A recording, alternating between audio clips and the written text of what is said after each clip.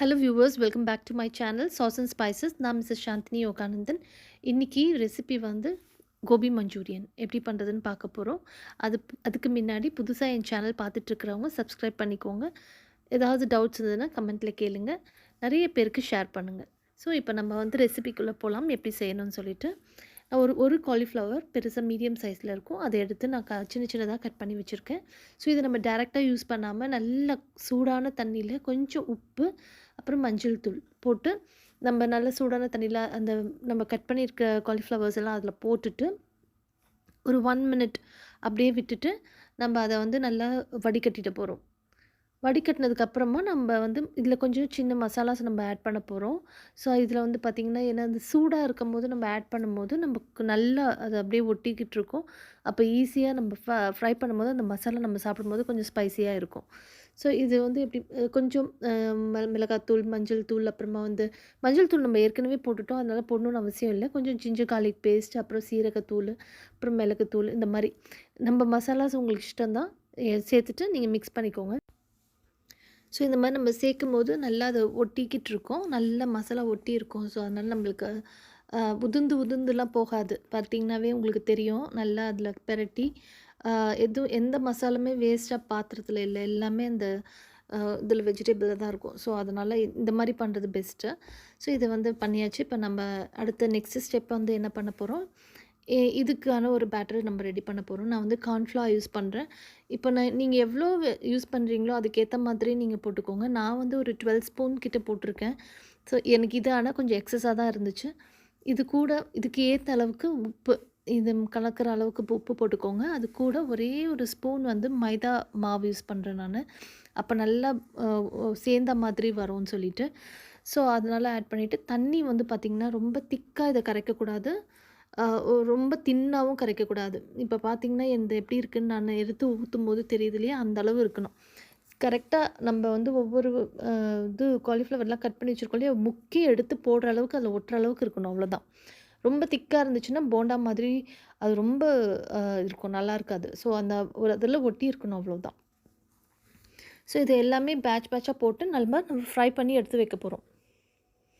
So இதுக்கப்புறமா வந்து நம்ம வந்து அந்த இது மசாலா பண்ணும்போது நம்ம அதெல்லாம் நீங்கள் கரெக்டாக ரெடியாக கட் பண்ணி வச்சிடணும் முதல்லையே. அப்போ தான் நம்மளுக்கு ஃபாஸ்ட்டாக அந்த இந்த இதெல்லாம் ஃப்ரை பண்ணிட்டோம்னா, நம்ம ஒன்ஸு பேனை வச்சிட்டோம்னா ஃபாஸ்ட்டாக முடித்து இறக்கிடணும், அந்த மாதிரி இருக்கும்.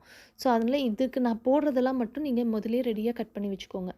ஃபஸ்ட்டு நான் வந்து எண்ணெயை ஊற்றிட்டு பூண்டு ஒரு நல்ல கை ஃபுல்லாக பூண்டு எடுத்து நல்லா பொடிசாக கட் பண்ணி அதை போடுறேன். பூண்டு வந்து நல்லா ஃப்ரை ஆகணும், நல்லா வாசனை வரணும், நல்லா கொஞ்சம் ப்ரௌனிஷாக ஆகணும்.